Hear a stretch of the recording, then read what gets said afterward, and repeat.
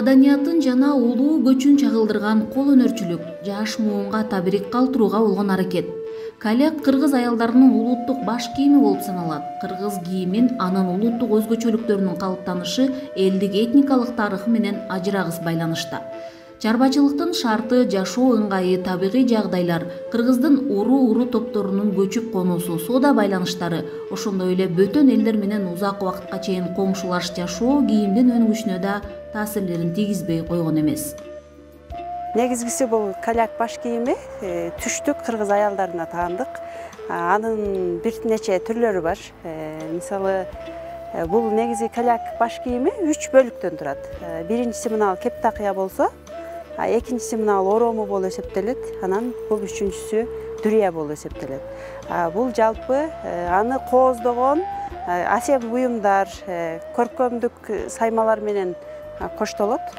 Негизгиси бул азыркы биринчи көрүп турган бул ак аркак деп таардан, пактадан согулган жип, ошодон даярдалган чапаныбыз. Андан кийингиси бул мына төөнүн жүнүнөн болот. Бул жука ийирип, жалаң кабат ийирилип, ошонун негизинде согулган.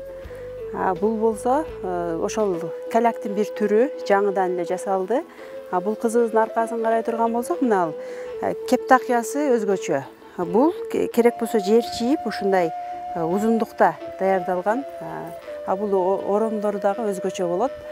Бул каляктын дагы дүрия салса дагы болот. Анан салбаган дагы варианттары бар. Бул тартылып турганы сервет деп аталат. Бул кызыбыздын чапаны кара таар деп эң биринчи баягы кийимдер даярдалып аткандагы убакыттагы таарлардан.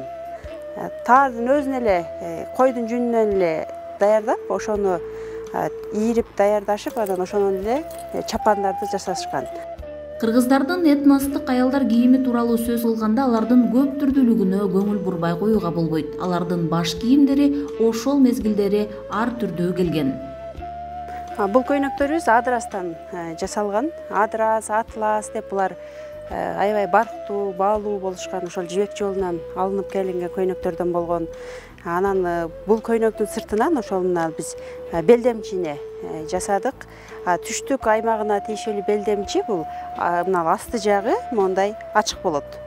Анан өзгөчөлүгү бул жана кол машина менен эле абдан майда куралып, өтө чеберчилик менен жасалат. Мисалы, бул бир балалуу болгон келиндин образы. Мисалы, балалуу болгондон кийин белди бекем бууш керек, белини жылуу кармаш керек деген сыяктуу белдемчилер жасалган. Анан сөзсүз түрдө мындай тагынчактар тагынышкан. Кыргыздын өзүнүн кызыл түсү деген бар да. Бизде ошол кызылга өзгөчө маани беришкен. Анан ошол ушундай жасалгалар менен кооздолуп жасалган. Бул кызыбызга токтолсок, бул көйнөгү анан өңүр деп атайын мына жөн жүрбөстөн баягы апаларыбыз ошол жакаларын дагы кооздоп, ошолорду дагы саймалап, кештелеп дегендей мондайларды жасап, аларды чачы төгүп, ушинтип жасашкан. Анан көбүнчө аялдар дагы белдерине курларды байлап алышкан да. Анан бул жердеги дагы бир өзгөчөлүк, булар артка тарткыч деп аталат. Бул өзгөчө жанагы памирлик кыргыздарга таандык десек болот. Артына атайын ушинтип тартып, анан бул жагынан дүрия жоолугуну байлап алышат.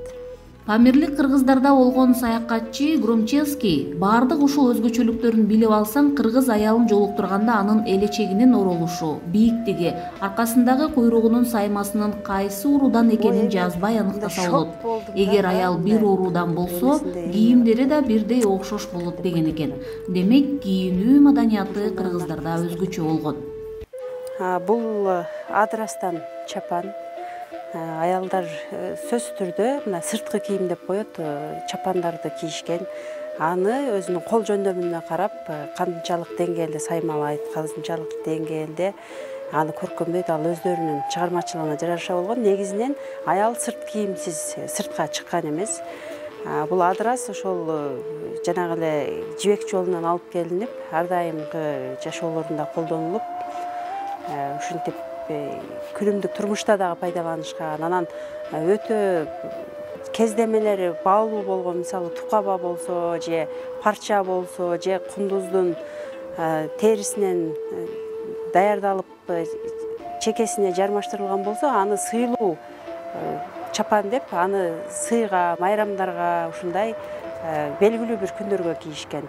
Анан калган күндөрү деле ушундай күнүмдүк ылайыкташкан чапандарды кийип жүрүшкөн. А бул чапаныбыз болсо кызыл баркыттан кымкап деп коебуз, тукаба деп коебуз. Ал дагы өңүнө карап, бул дагы биздин күнүмдүк эле колдонулган, күнүмдүк эле кийилген кийимдердин катарына кирет. Байыркы көчмөн калктын улуттук кийимин жана салтын улап жаш муунга табирик калтырууга аракет кылган алай айымдары өзгөчө баш кийимдерди өлкө аймагында жайылтып келишүүдө. Каада салты туу туткан энелер кол өнөрчүлүктү жана кыргыз маданиятын чагылдырган көргөзмө дагы уюштурушту. Алар ак элечек энелер Туркияда өтүүчү 4-дүйнөлүк көчмөн оюндарына катышууну максат кылып турушат. Дүрям күмүш чачылуу дүря. Мен бул калакты өзүмдүн энемден калган калак. Бул жок дегенде 150 жыл болду бул калак чач кептеримечи. Өзүм энемден калган энеме тайтам Кытайдан бир топозго сатып берген экен. Ошол бойдон сактап жүрүп мен карып, мен 68 жашка кирдим. Башымдан түшүрбөй, мына Садатча бизди жетектеп чыккандан баштап бул калак кийилип жатат, кийип жүрөм. Өз демилгелери менен уюшулган энелер 20 жылдан бери көчмөн элдин маданиятын жайылтуу менен алектенишүүдө. Ата-бабалардан калган энелердин башындагы каляк аталышындагы баш кийими. Бул өзгөчө баш кийимди өлкө аймагындагы ак элечек энелер кийип жасап келишүүдө. Каляк элечектин алгачкы формасы катары пайдаланып, мал киндиктүү көчмөн элдин аялзатына өтө ыңгайлуу келген. Энелердин башын бириктирген Садат Сатыбалдиева кыргыз салтын сакталышына өз үлүшүн кошуп келүүдө. Апасы өлүп кетсе, башымдагы дүрүям айланса менин дүйнө деп кочокто да бар да, мана сепосунда. Ошон үчүн биз кыргыз элинин алгачкы этно кийими болгон калакты көп жылдан бери, оякпай 20-30 жылдан бери кайтадан калыбына келтирип жүрөбүз. Биринчи, экинчи, үчүнчү көчмөндөрүн оюна барып, алай айымдар деген ат менен 20га жакын бардык отургандар баатыр энелер. Бардык отургандар чеберлер. Энелердин ар бири өз кол өнөрчүлүгүндө таандык жумуштары бар. Турдукан апа оймо жасап, жада калса чет өлкөдөн буйрутмаларды алып турат. Өзгөчө койдун жүнүн жасалган оймолор натуралдуулугу жана кардарлардын купулуна толгондугу менен айырмаланат. Турдукан айым оймо жасоодо түйшүктөрү көп экендигин айтат. Мына ушу шырык менен мына оймобуз, немебиз, шырдагыбыз катуу, бышык болот. Эгер мындай шырыктар азыраак болгон болсо, тез эле неме болуп түлүп, жукарып, жыртылып калышы мүмкүн. Ошондуктан мындай шырыктар аркылуу бул бышык дагы, бекем дагы болот дагы, отурганга дагы жакшы, ыңгайлуу, жумшак, жылуу дегендей. Кыргыз көчмөн жашоосун чагылдырган энелер өлкө аймагында этно самалыктарга катышып келишет. Дүйнөлүк көчмөн оюндарында байгелүү оюндарды алып, каляк менен таанылып келишүүдө. Энелер бири сайма сайса, экинчиси жип ийрип, жаш кезиндеги жумуштарын али күнгө чейин улантып келишүүдө. Топоздун кылынан боз үйгө аркан эшип, малдын жөнүн көп буйрутмага пайдаланышууда. Ал эми каляк баш кийимин 150 жылдан алдын чоң энелерден бери сактап келгендери бар. Каляк деген аялдын башы эч качан ачык жүрбөгөндөн башталып атат. Анын үстүнө сөзсүз түрдө баш кийим кийилип, анан ал баш кийимдер барып кооздолуп, анан каляк ошондой бир 3 компоненттен толукталып тура турган бир чоң бир баш кийимге ээ. Элечектин өзгөчөлүгү мунун ошол компоненттерге бөлүнгөндүгүндө деп айта алам. Алар дагы ошол ууз чеберлердин барган сайын өнүккөндүгүндө. Мисалы кийимди жөн эле кийип койбостон, аны алар кооздоп, өздөрүнүн чыгармачылыгына жараша фантазияларын ойлоп таап, ошол жерде бардык өздөрүнүн өнөрлөрүнү көрсөтө алышкан. Анан ал жерде эң биринчи ошол кеп такыядан баштасак болот. Мисалы кеп, чач кеп деп аталат, чач капта деп аталат. Негизи бул чачты жаап жүргөн баш кийим катары белгилүү болгон. Аны башында жөнөкөй эле бир көздөн тигилген болсо, анан ал барган сайын кооздолуп, чөкөттөлүп олтуруп, анан энеден кызга мурас бере турган даражадагы бир улуу бир баш кийимге айланган. Ал кептакыя жөндөн жөн эле жаралган эмес да. Мисалы эненин болгон тилеги, болгон чеберчилиги, арзуу тилектери менен кооздолгон асем буюмдар менен, мисалы кептакыянын астындагы муунчактар, булар баягы муундан муунга ууланып кет дегендери дагы баардык нерсе ошол философияны камтыганга аракет кылышкан ата энелерибиз айтпаган менен. Кыргыз көчмөн жашоосун чагылдырган уус чеберлер өлкө аймагында өткөн этно самалыктардын байгелүү орундарын багындырышууда. Муунда муунга өткөрүү менен бул чеберчиликтин мектебин сактап калуу жана жайылтуу демилгеси өтө маанилүү. Оромдору урууларга карата дагы бөлүнөт. Мисалы бул каляк баш кийимини ким кийген десек, өзгөчө ичкилик уруулары көбүрөөк кийгенин байкайбыз. Анан алар дагы ошол каляк оромдору ошол урууларга карап дагы ич-чара бөлүнүп кетет. Анан ал каляктын баягы оролушу бул өзүнчө бир чоң тарых. Аны ороп атканда баягы кызыны турмушка чыгарып узатып атканда кийилген баш кийим.